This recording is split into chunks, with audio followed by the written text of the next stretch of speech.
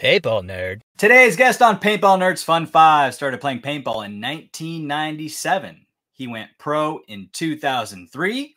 He's played with the All A's. He's played with Miami Effect. He's played with the Philly Americans. He's played with Impact. And he currently plays with Houston Heat. Welcome to the show, Ryan Moorhead. How's it going, brother? It's a pleasure. Thank you for having me here. Absolutely, dude. It's a pleasure having you on. You've been in the industry for a long time. Yeah, I mean, I think when you fall in love with something, it makes time go a lot faster because you never regret the things you're doing. So, I got hooked its claws in me when I was 12 years old and haven't looked back since. So time went fast. Well, I mean, it's impressive physically too, because when I started playing pro, you were playing pro as well, in the startup X ball. And, that is physically demanding stuff. It's hard on your body, and you've been doing it now for 2 decades.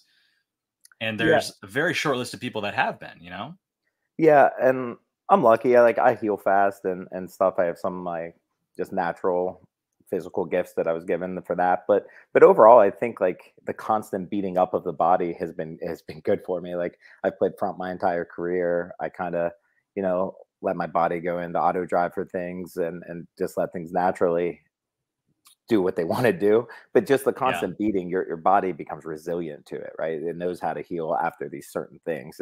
It's like you don't snowboard for 2 years and you go snowboarding, you're gonna be sore for a couple of days. But if you play paintball every week, your body gets used to that. Bodies are so fragile but they're also super strong and resilient to what you can train them for. So I think never really taking a break, never really changing my game style has helped me a lot for that, which sounds counterintuitive in a way, because you assume just, more beating of the body, more of that. But I don't know. Yeah. Maybe I'm just blessed and, I've avoided most big injuries. So. Well, it's a combination. You're certainly blessed, to be able to do that physically. And I think you said it in Tampa, and it stuck with me. I think this was you. You said, did you say objects in motion tend to stay in motion? I have said that. I don't know if I said that to you, but someone who've been playing for a long time said it to me. I believe it was you in Tampa. But that really resonated with me because, I stopped playing paintball, and, when I get out there for a 10-man event, I'm sore after 3 days. Mm-hmm. And, guys like you're the same age, Ryan, Alex and Yosh, they're the same age, and they continue to play, and it's not as hard on their bodies, 10 man's a vacation. Yeah, at 100%. I'll be done with a 10-man tournament, even if we won it. You play 16 games most. I come up from that and I don't even feel like I played the weekend because in a practice I could get 16 points played in an hour or 2 hours. So yeah, that's true, man. It's a totally different game. It's much more physically demanding. It is 10-man. Well, they both have their own demands, right? On a big woods field with different elevation changes, if you're running full speed, and the ground and the roots and the rocks you're diving on, they have their own issues. But I appreciate that. I know you're throwing me a bone here. I appreciate that. No, not at all. But running on uneven terrain is harder on your body. I mean, if your joints don't know when they're supposed to stop, then you're always going to kind of overcompact them and overextend them a little bit. So for sure, running on that stuff will make you a different kind of sore. Yeah. But I think it helps that we always play on trash grounds. So, or at least in the 26 years I've been playing, there's been a lot more bad ground than good, and it makes sense. I mean, every league that's ever existed, the NXL today is the biggest, but they're all such huge events that you have to put on that it's not easy to find that well manicured ground and then have a few thousand people come in and ruin it. So. Exactly. And not just ruin it with the foot traffic, they ruin it with paint and all that. But we could do how the NPPL did and have turf on concrete. I am super against turf, but I mean, it makes sense for practice fields and stuff. But you don't want to, dig up ruts in the same spots where the bunkers are always placed weekend after weekend. But for tournaments, I just don't think there's anything as good as playing on a natural surface, feeling the dirt in your fingers. I don't wear gloves for the same reason. I like, feeling all of that. And you're I think you can run faster, you can dig in better, things like that. On turf, especially when it was on top of the concrete, the biggest issue wasn't even, how hard it was, but it was just not being able to get traction. I mean, we were playing with cleats, and then the paint makes the Hmm. turf so slick, and then there's nothing to dig into. So Yeah. when you play on things like that, I think for one, you don't get the players like physical best, right? You're never seeing people running the fastest, making the moves the best, but also you're like risking so many more soft tissue injuries because when you go to push off and you like tweak, a hamstring or a groin or glutes, those are all injuries that nag forever and take so long to heal and just take off like 10% of your speed, 20% of your Hmm. burst. Like that's why I don't like turf. So like I'd be against tournaments going to turf, not to mention the logistical issues of like, having probably 6 trailers that have to go around the country with just turf. And Yeah. then if you're not putting that down on a ground that's meant for it, then you're not really getting a great playing surface. If we're playing on like, stadium turf with all the little rubber pellets that were properly put in and properly irrigated and That'd have be drainage, amazing. well, yeah, that's great. You can play on that all the time. You got good traction. You have your body doesn't feel sore after it doesn't dig up. But you see even NFL players to this day complaining about playing on turf now because of more non-contact injuries. So I think we'd Yep. have the same issues in paintball to maybe a bigger degree because while it's not as physical, like as far as like hitting players or like getting concussions, stuff like that, it's maybe more physical in the short explosive bursts, right? Like Yeah. it's just Definitely. a lot of like, 10, 15 foot, like full energy, full muscle gain. So I And think you're throwing yourself on the ground. for sure over and over again, more than in any sport. But Yeah. yeah, so that's what I feel about turf. Yeah, I mean, I like it's interesting because you could put a paintball field anywhere with turf. It has Mm, obvious challenges and disadvantages with it. mm. But like you said, like if you have a grass field, like it's gonna be nice temporarily, Yeah, right? You have to find another for sure. spot. That's the challenge with that. Yeah, if you're So actually at like a standing paintball field, you almost need 3 grass fields to rotate through, to at rotate leaving them, 2 yeah, unused at all time, and no one has the land for that, or few people have flat land enough for that. So I 100% get it at facilities, but for tournaments, good grass that's rooted well. I don't envy the guys that organize events because it's like that's a challenge. People want nice grass, and Mm. it's a commodity that's hard to come It's by. it's more of a challenge than that though, because like some people want nice grass, some people want turf. You're never gonna make everyone happy, so you just have to do it, especially in the stage our sport is in. It's kind of, I mean, it's still young. You still have to go through growing pains. No one's making a ton of money in it. That you have to make some concessions. So I mean, as Hmm. long as it's the nicest thing that they can give us to play on, both teams are on equal footing. I'll deal with whatever in a tournament. Yeah. Well, I mean, we've seen a lot of progression over the past, gosh, 2 decades that you've been playing professional paintball. I'm sure you've amassed quite the library of amazing memories. Tell us about a memory that really sticks out for you. Like you said, it's hard because it's such an open-ended question. So I don't even know. Like you're talking on field, off field. Like it's just Don't there's been yeah, don't so many. overthink it. Just what do you got? Heck, what is something that's standing out right now? I mean, it's just the amount of time and I've been able to spend with like my best friends. Like so it's not like a Yeah. specific answer, but it's making friendships that aren't common for people our age and keeping them, Mm, but also spending more time with them than sometimes your significant other. Like and it's creating bonds like that in all over the world. I mean, played on and traveled with my friends to every continent except for Antarctica, and being able to experience all those different cultures with people that not only share your common interest but are like more than brothers to you. So it's yeah. that's why it's hard to pick like one specific thing because it's just so much over time that builds that you appreciate. You said something interesting there, and it was about making friends at this age. And I Mhm, felt that because, like, outside of paintball, it is very difficult to build meaningful friendships at this mhm. age. You just have a lot less in common with with different people. And Um, it so I, I think it's not even so much like less in common, it's just the older you get, the more other responsibilities you have and the less yeah, time you have yes, to do things with people. And then that time doesn't mix well, right? But if you're yeah, doing, that's why you see a lot of people they have a couple friends once our age and like a specific hobby or thing, and they get together and do that thing because then they can bond over like one small aspect. But Yeah. I mean, it makes sense why people lose touch with people and everything. Life Totally. just gets busy, but to be able to, have your friends in your job, but what's really your passion more than a job is just it's a blessing. Absolutely. Well, tell us about your favorite victory, a victory that stands out for you. So for a long time, my answer was my first pro win, which was in '06, that Texas event. It was like sunny the first day we were walking fields, and it got down to like 35, 40 degrees. And that one was my favorite for a while because it was the first time like the NXL opened up and all of the MPPL teams came over, Dynasty, Excessive, and everyone at the time, like they were the only ones getting media coverage at the time because the NXL was blacked out. So the only thing people were reading about in magazines, seeing videos of, was Dynasty beating Bad Yeah. Company in the finals 30 times in a row. And it's Yeah. what made Dynasty the team they are because they were Sure. a great team. But had they been playing in tournaments with the other 8 best pro teams in the league, they would have been winning an equivalent amount to them as the other great teams. And that's why when they came into the NXL, it took them probably like a year and a half, 2 years to win one, right? Hmm. But people don't really look back at that. So that event to me was cool because they came in, everyone said that them and Excessive were going to dominate on everyone.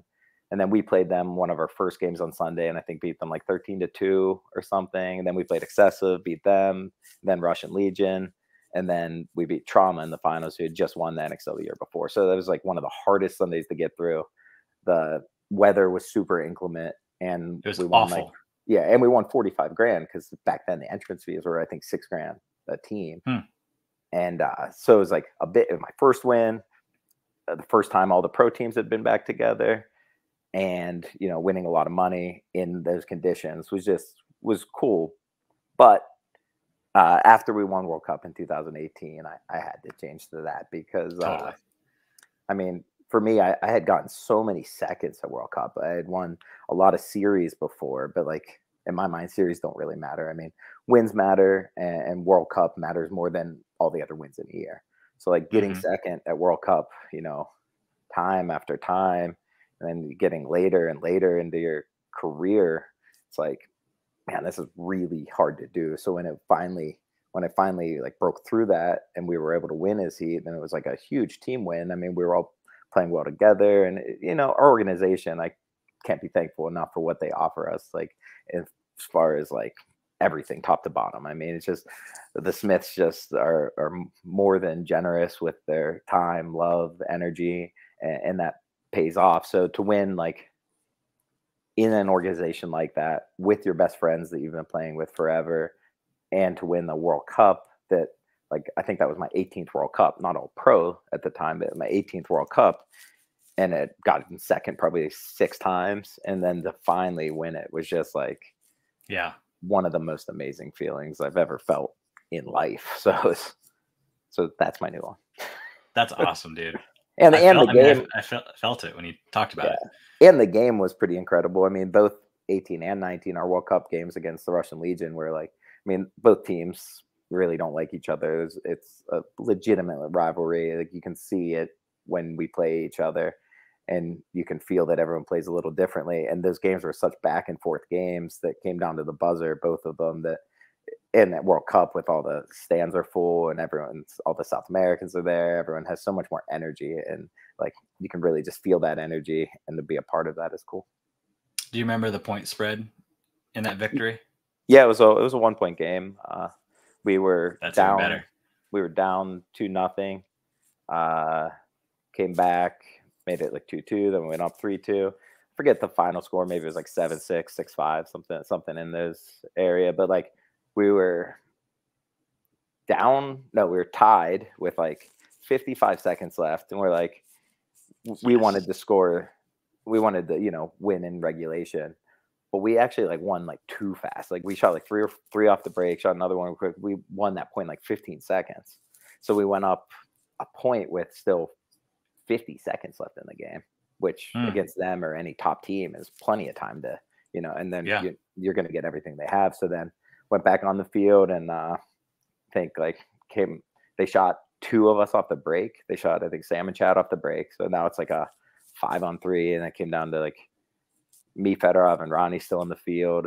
And I shot a couple. They shot a couple. I shot Smotrov like 10 feet in front of me. He was just trying to do anything to score. And then looked up. There's 3 seconds left on the clock. I knew they were all dead. And it was just like elation.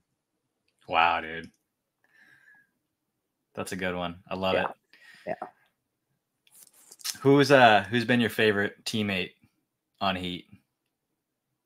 I'll go to favorite teammate in general is Tim Montressor, and obviously it's like hard to continue to do this stuff and like not have him around, because for so many years like we were just connected at the hips, where he was I was, and where I was he was, and played on a lot of great teams and won a lot together. But like we're just really best friends, so to have someone like that on your team, it's a blessing. And still to this day, I mean, having people like Sam and Chad, it's great. Been playing with them since Philly. Been playing with Fedorov since Philly. Played with Tyler on Impact for a year before playing with him again on Heat. Ronnie, I watched him pretty much grow from being like a new pro to like an established, unique player that does a lot. I mean, yeah, he has such a good energy dude and a good team guy. Ryan Smith, such a humble dude. Like I could do Devin Stewart. Like I just watched a lot of these players grow. So like I appreciate little things about everyone on the team. And it's the melding of personalities, like for a common goal, that I like about sports, and seeing things come together is cool. So it's hard to pick one teammate, because like every person on the team makes the team, right? And like you can add a great player who has a bad attitude and make a team worse. And you can add a worse player that builds everyone up around them, and your whole team's better. So, but you need all 10 pieces to make that puzzle work. Yeah. If you have one piece missing, if you did a 6,000 piece puzzle and you didn't have the last piece, you're not even going to feel like it's complete. So completely. So let me make it more specific then. Let's say, retired or not, since you started playing paintball, who would you say has been your favorite player to watch? Who most entertains you, or has over the years? That's a good question.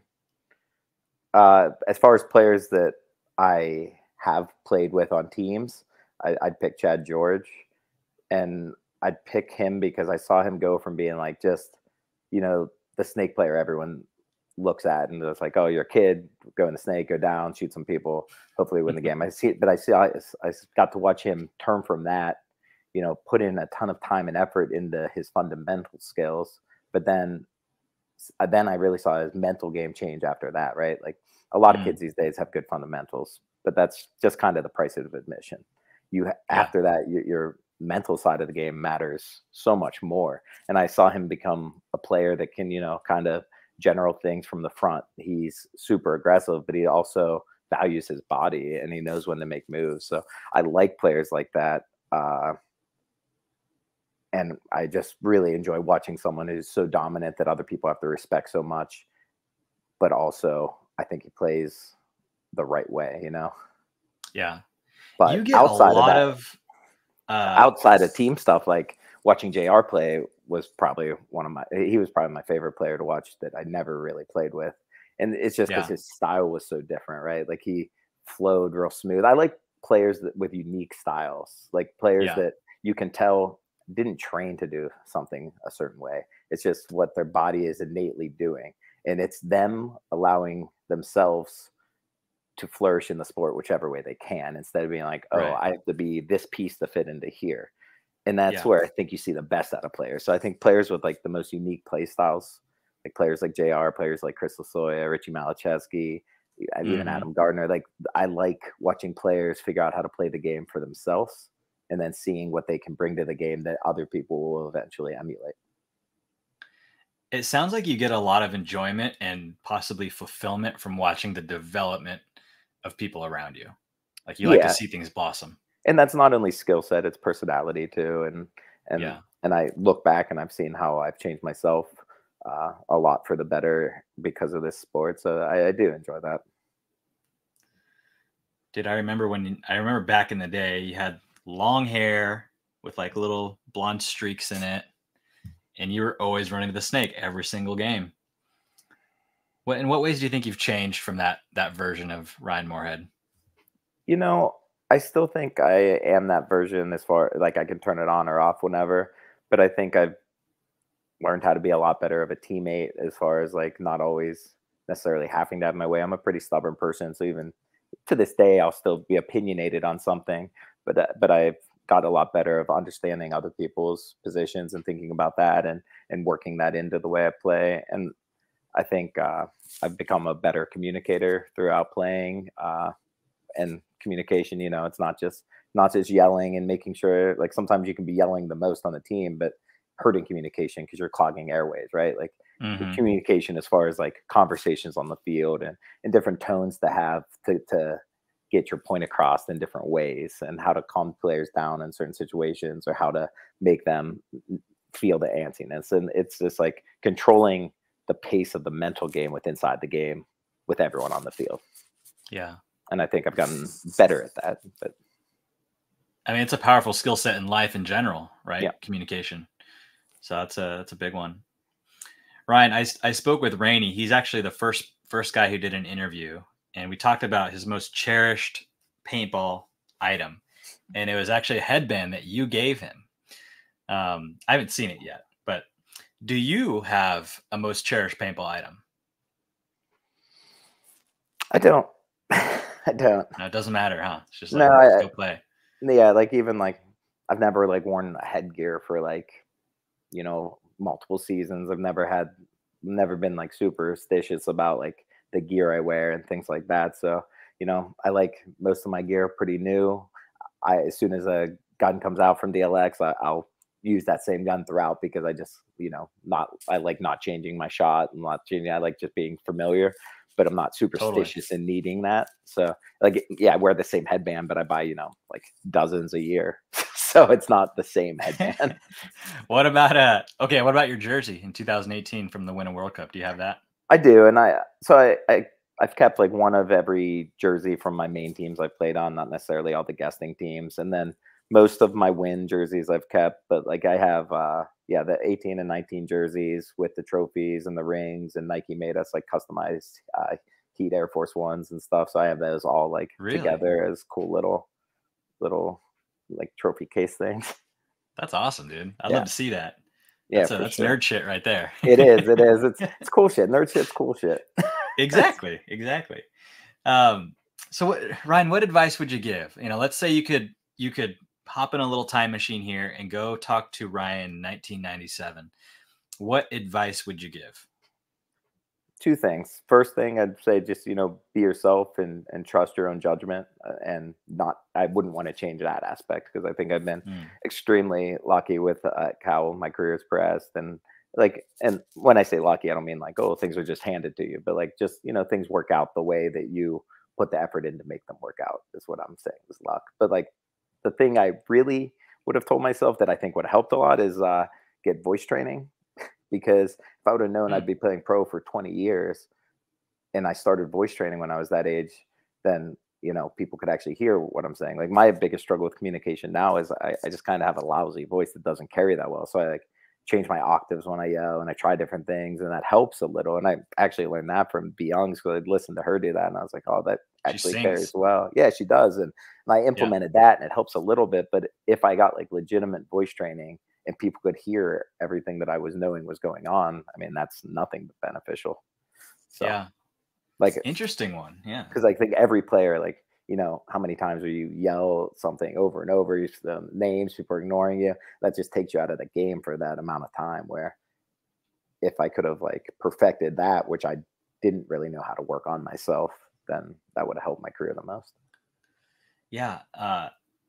When B Short came to the Ironman, he had a really soft voice, and then one practice, like he worked on it, and he had this like beast voice came out, like it came from the diaphragm, and I was like, whoa, like that's something he had to be intentional with, because no one could hear him.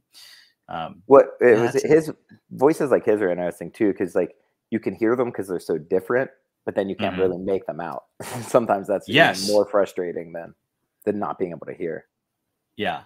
But I really like what B does, like as far as singing, like Mhm. G3 Yep. stuff like that. It's Yep. like that stands out, and I've heard other people implement, like Yeah. I've heard pro players implement that as well. Yeah, I've been doing So it since 2000, I think 5 when I was down in Australia. I started doing it. And couldn't tell you the thousands of times people would like laugh about it or make fun of me for it. I'm like, I don't know, it works. I'm it just doing definitely it. works. I'll do it. I It don't care what definitely I works. look like. I don't care what I sound like. I'll do anything that works. Did you get it from her? Yeah. Yeah. Man, I wonder how many people have. I wonder if she invented that. I I think mean, she did. she's the only player that I had ever heard do it at that point in time. And even Yeah. when I started doing it, I didn't hear anyone doing it for probably another 10 years after that. So, Hmm. so I would assume she invented it Yeah. for paintball at least. Yeah, definitely. Cool. Well, Ryan, what are you most thankful for that paintball's given you? I kind of touched on it earlier, but just, well, I guess I was going to say friends, but no, it's been my life. My life has been paintball, from the True. time before I could have a job to working in the industry to having people like the gardeners or such, maybe they'd get looked down on from some of the lawsuits and stuff in the past, but like they're such caring, good people. And I know how much they give to the sport. And I know like all that the other side of them that people don't see Hmm. and the flack that they've taken for things that are ridiculous sometimes. So, like going from that, working with them to playing on teams, to building bonds and friendships, traveling the world. I mean, like literally everything I've done besides for getting married and having a baby has been paintball related. So, so my life, so my life. Yeah. Awesome. Well, Ryan, dude, thank you so much for your time here. Is there anything that you'd like to part with for the paintball community? Yeah, always like just want to thank, everyone, especially our fans who watch or just fans of paintball. All paintball is good paintball, so just get out and play however you like to play. Try to bring people out to play. I mean, we all want to just grow this and just make it fun. That's why we all got into it, and as long as it keeps being fun, more people keep playing. So obviously that I want to thank our fans who support us. I think we have some of the best fans, but also our whole organization from Randy and Danette Smith, um, to all the teammates, to all the granny heaters, to all the girlfriends and wives and siblings and families that come out and pit for us and watch us. And it gets rowdy at some of our games because we bring 40 people just You from our guys represent organization. in the Yeah. So VIP booth. Like you guys got a yeah, squad in there all the exactly. time. I think they're ready to throw down sometimes. So, Yeah. so just really thankful for, like I said, the whole organization and the opportunity to do what I think we were meant to do in life, but we have to be given that opportunity by other people. So really thankful for that. And obviously like thankful for all our sponsors, DLX and HK are pretty much our only sponsors because we're ready. We don't need the nickel and dime for sponsors on our team. So we're just going to use Yeah. what we want to use and what we feel is the best. So it's nice being able to say, the things you use are the best because you helped choose You them. chose And them. and if you Yeah. didn't want to use them, we'd use something else. So Hmm. I feel like that's unique to a lot of teams. A lot of teams don't have that. Some do, but like just, just thankful for just the opportunity to be here, to be talking with people like you, playing against you in the past, just people that have the same passion. So, Awesome. Thanks, Ryan. yeah, it's my pleasure, man. Thank you.